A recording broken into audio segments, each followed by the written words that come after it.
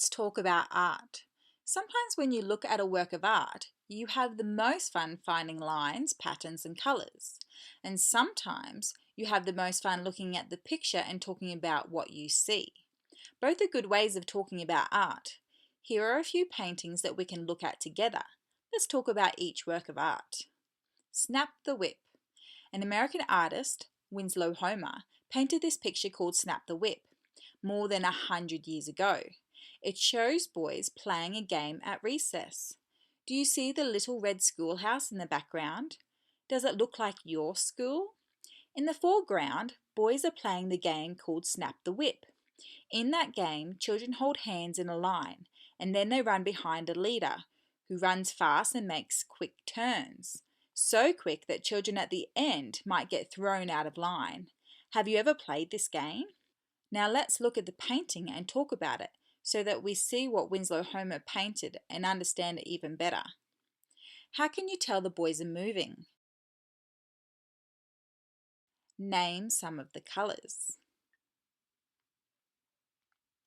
Do they seem mostly like cool colours or warm colours? If you were going to be one of the children in the painting, which one would you be? Why? If you were to paint a picture of children playing a game, what would your picture look like? What game would you like to paint? How many children? Boys or girls? What other decisions would you make? Just think, when Winslow Homer painted this picture, he made the same kinds of decisions.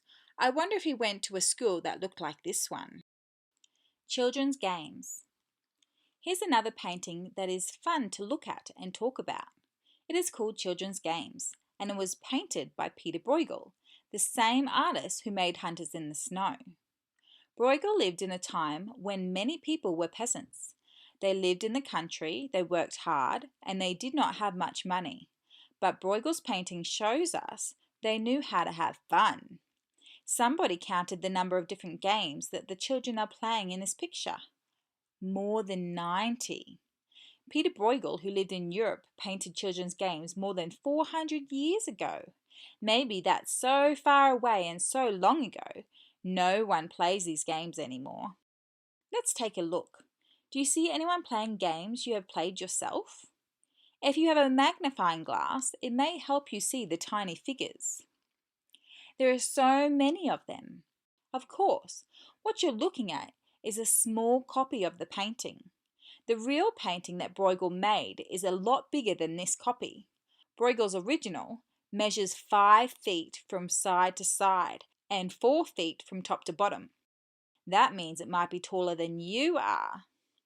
Do you see someone wearing a mask? Have you ever done that for fun? Do you see children playing tug of war? Leapfrog? Have you ever played either of those games? Are these children playing them the same way you do? Some of these children doing acrobatics. What can you see? A child standing on his head? Someone walking on stilts? Another one spinning around and around? What colours did Bruegel use to paint the children's clothing? Do these children dress differently from the way you and your friends dress today?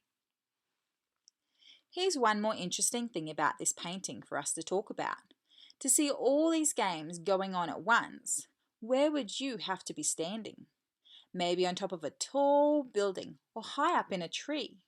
What is it about this picture that makes you feel as if you can see a long, long way? You can see lots and lots of children, and you can see a tall building all the way down at the end of the road.